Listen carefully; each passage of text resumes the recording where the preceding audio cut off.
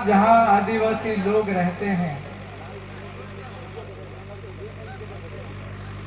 पूरे भारत में आदिवासी इलाकों की बात करें तो आपका ये जो इलाका है ये सबसे ज्यादा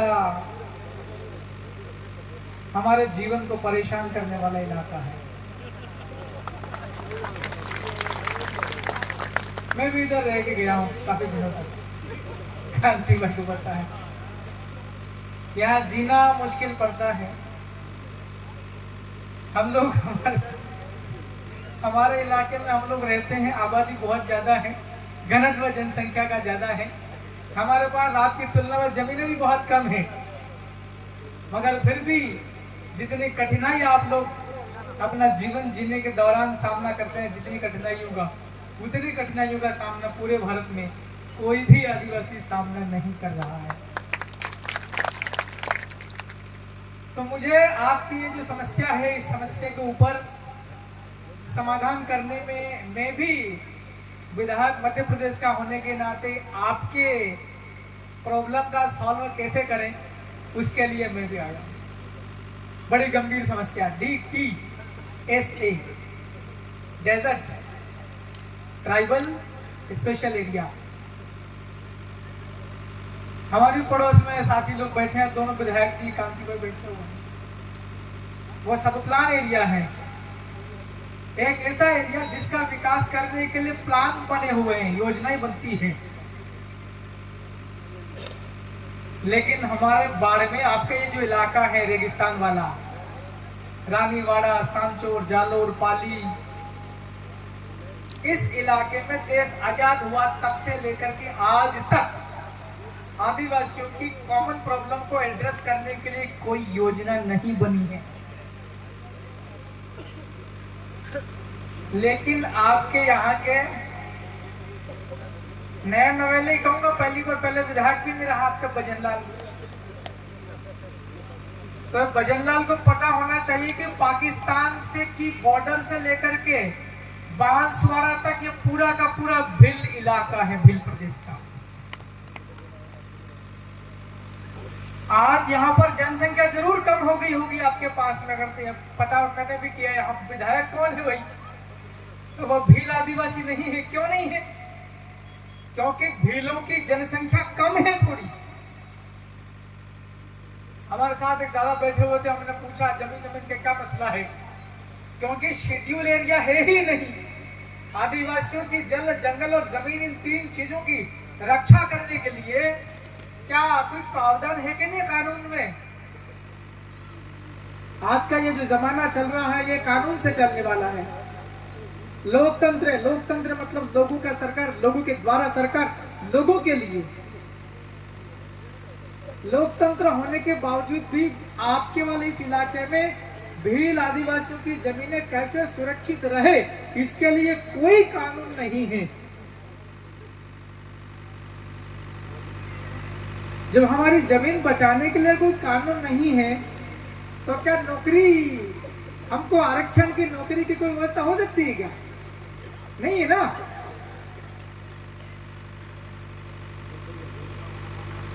यहाँ जेकी पटेल जी हैं, थावर भाई हैं, राजस्थान के जयपुर की विधानसभा में आपके पास खूब ताकत है लोगों के लिए काम करने के लिए, लेकिन थोड़ी बहुत मेरे पास में भी है। उसका उपयोग मैं भी करूंगा आपकी समस्या का सॉल्व करने के लिए। जो मेमोरेंडम आपने पेश किया वो भजनलाल के टेबल पे पहुंचा देंगे और वापस फोन करके पूछेंगे भी भाई हमने लिखा है, कार्रवाई क्या किया। सही है कि नहीं है? अभी आप लोग कह रहे थे मोटरसाइकिल लेके भोपाल गया हूं, लेकिन मेरे उस वाले इलाके से मोटरसाइकिल लेकर जयपुर जाने में भी कोई ज्यादा टाइम नहीं लगने वाला।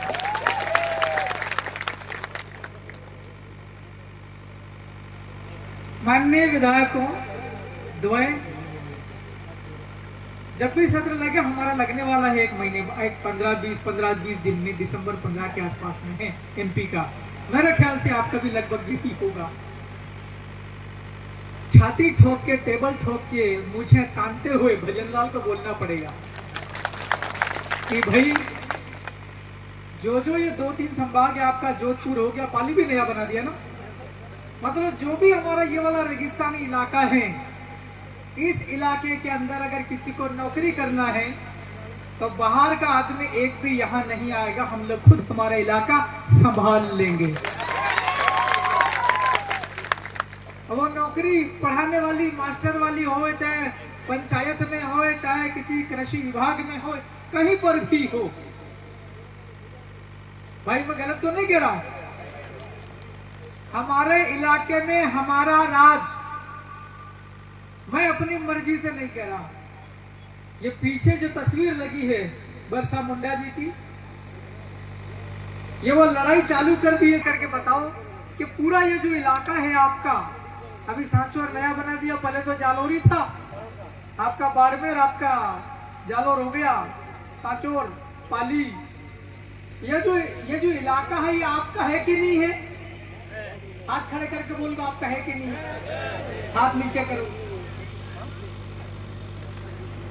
जब इलाका हमारा है तो हम लोगों ने अभी तक, देखिए मैं आपको कमजोर नहीं गिन रहा हूं, मैं तो ये सोच रहा था कि यार कांति भाई ने, जयेश भाई ने बोला बाड़मेर एक तो वैसे ही जनसंख्या कम है उस इलाके में, कहां होंगे 150 लोग होंगे, मैं ये सोच रहा था, मगर आज देख रहा हूं बहुत बड़ी तादाद है आपकी। यही आपकी एकता, यही आपका संगठन, जो आप मांगो वो भजनलाल शर्मा को देना पड़ेगा।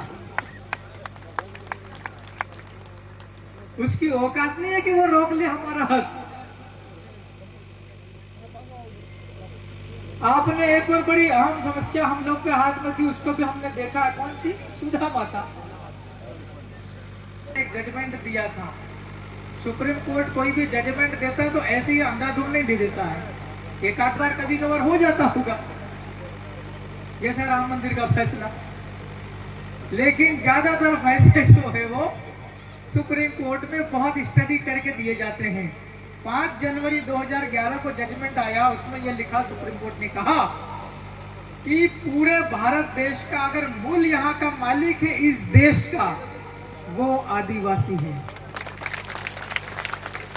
और उसमें भी भील जनजाति का जिक्र किया है, उसमें भी भील जनजाति का जिक्र किया है। हम इस वतन के मालिक के, पूरे देश के, कश्मीर से कन्याकुमारी, अटक से कटक, पूरा देश के हम लोग मालिक हैं। और आज मालिक की हालत बहुत खराब है भाइयों। इसलिए हमें एकता का परिचय देने के साथ साथ एक हमारी समस्या आती है, हमारे लोग बोल नहीं पाते हैं, बोले भी गुरु वैसा है। ये बात सही है कि नहीं? बुरा का मतलब होता है राख कचरा। हम लोग बोलते ही नहीं है, इसलिए हमारे हक हम तक नहीं पहुंच पाते हैं। मेरे को तो ये भी लगा आपकी आज की संख्या देख करके, क्योंकि आज जो हम लोग यहाँ आकर के बैठे हैं, आप कोई मामूली लोग तो हो नहीं। सवेरे उठे होंगे, घर का सारा काम देखा होगा, किसी का पशु वगैरह होंगे वो भी देखे होंगे, बांधे होंगे, पानी पिलाया होगा, खेती बाड़ी होगी वो भी देखा होगा। उसके बाद में आप लोग सिलेक्ट होकर के यहाँ पर आए हैं। आपकी संख्या बहुत तगड़ी है। हमारे दोनों विधायकों से आग्रह है, सांचौर जिला नया बन गया, लेकिन ये रानीवाड़े की विधानसभा आदिवासी के लिए आरक्षित होना चाहिए।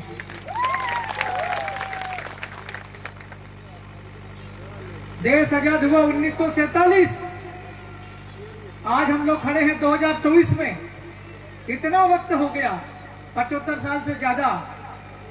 इतने लोग होने के बावजूद भी रानीवाड़ा के अंदर हमारी आवाज विधानसभा में उठाने के लिए कोई भी आदमी हमारे ग्रुप का नहीं गया। ग्रुप मतलब आपके भील आदिवासी का कोई भी नहीं गया है। इसलिए उसको भेजने के लिए पहले कोशिश ये करना चाहिए। अभी 2026 में परिसीमन होने वाला है ना? कोई आदिवासी बनेगी नई सीट, कोई बड़ी सीट होगी तो उसको 2-2 होंगे। इसलिए ये आवाज भी आप लोगों को उठानी है। जैसी मांग हम विधायकों को आप लोगों ने दी, ये ऐसी की ऐसी मांग विधायक लोग तो आपके लिए लड़ेंगे ही लड़ेंगे, लेकिन पहली प्राथमिकता आप स्वयं आपकी लड़ाई लड़ें। छेड़ना आपको है लड़ाई, और छेड़ दोगे तो लड़ने के लिए हम एमपी से चले आते हैं। आदिवासी इलाके के अंदर में गैर आदिवासी आदमी अपना कारोबार नहीं कर सकता, अपनी आजीविका नहीं कमा सकता है, अपना घर नहीं बना सकता है। ये पाकिस्तान की बॉर्डर से लगाकर सीधा वहां तक जा रहा है, आपका हमारे उधर तक महाकौशल तक जा रहा है।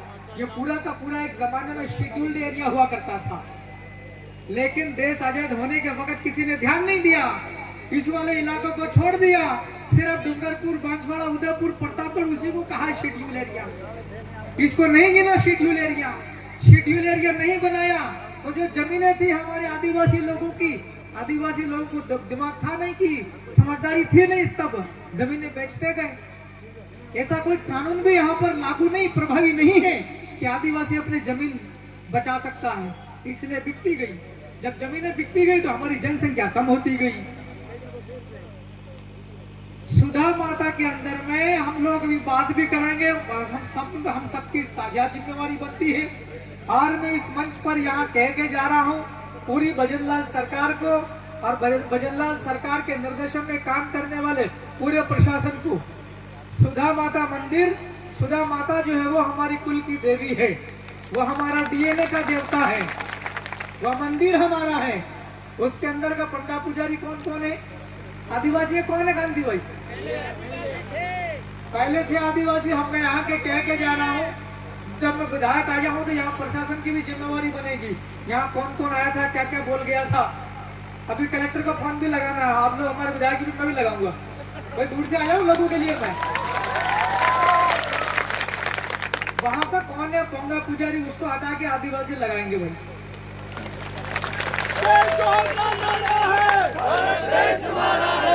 उसी मंदिर के आसपास के जितनी भी जमीन है, उस जमीन के ऊपर केवल आदिवासी लोग ही मकान बनाकर रहेंगे।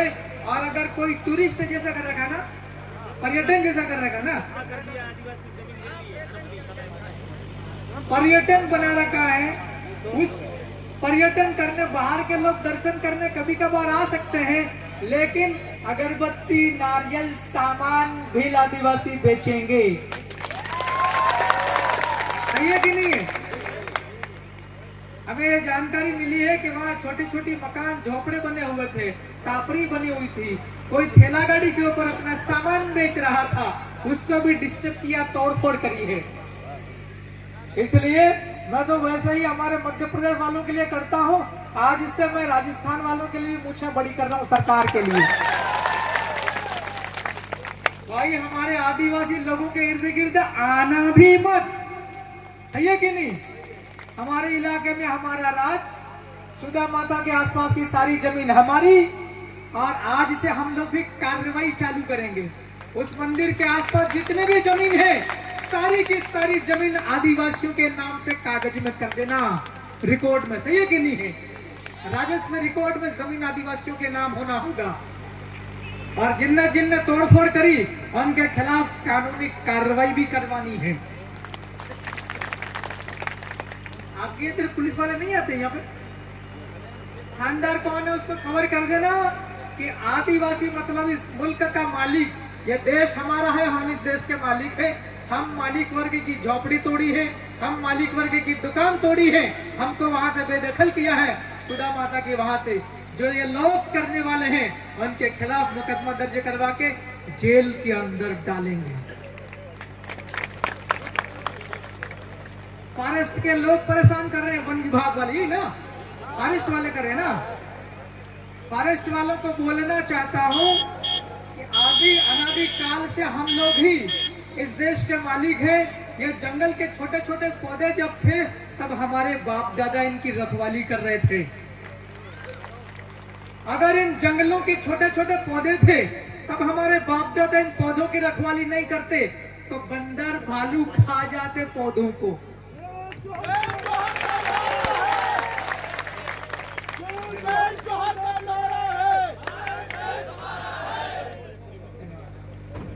हमारे बाप दादा आज से 400-500 साल पहले इन जंगलों में छोटे छोटे पौधों की रक्षा नहीं करते। लोमड़ी भालू बंदर खा जाते। जब जंगल हमने बनाए हैं, जंगल बड़े हमारे बाप दादाओं ने किए हैं, ये फॉरेस्ट वाले मूर्ख लोग कैसे आ सकते हैं अपने इलाके में? है कि नहीं है?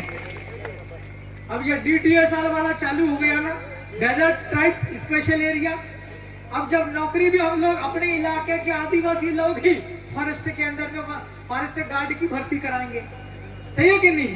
हमको नीचे से ही इलाज करना पड़ेगा, नीचे से ही। अब आरक्षण में हमारे लोग है ही नहीं इलाके में नौकरी करने वाले, दूसरे कर्मचारी आ रहे हैं, वो आकर के अपने को डराएंगे।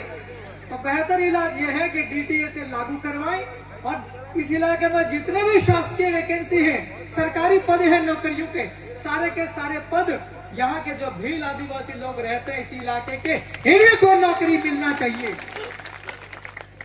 तो आधा इलाज तो वैसे ही हो जाएगा, थोड़ा बहुत बाकी रहेगा कानूनी इलाज वाला, वो हम लोग कुर्राटी बबकारी करते हुए MP से भी आ जाएंगे। हमारी बात को गौर से सुना। मैं पूरे मध्य प्रदेश की ओर से, क्योंकि मैं अकेला आदमी हूँ, क्या करूँ, पूरे MP का हूँ। आपके यहाँ तो 3 थे, अभी 4-5 होने वाले। आपका पूरा परिवार आप अकेले कैसे हो? मैं तो कह रहा हूँ पूरा पाकिस्तान की बॉर्डर से लेकर के उधर झारखंड तक हमारा ही है कि नहीं? इस रेगिस्तानी इलाके में अगर कोई आदिवासी, हमारे खास करके भील आदिवासी इधर रहता है, इन्हें अगर कोई छेड़छाड़ करेगा, जमीन छीनने की कोशिश करेगा, मकान से बेदखल करने की कोशिश करेगा, उसको हम लोग किसी भी कीमत में छोड़ेंगे नहीं। और हम जाते जाते कह रहे हैं कि भजनलाल शर्मा जी की सरकार खास करके हमारे इस आदिवासी इलाके के लिए आरक्षण की हमारी जो मांग है, हमारे इलाके के अंदर हमारे ही लोगों को नौकरी, चुपचाप आरक्षण DTA से चालू करवा देना। बहुत बहुत धन्यवाद।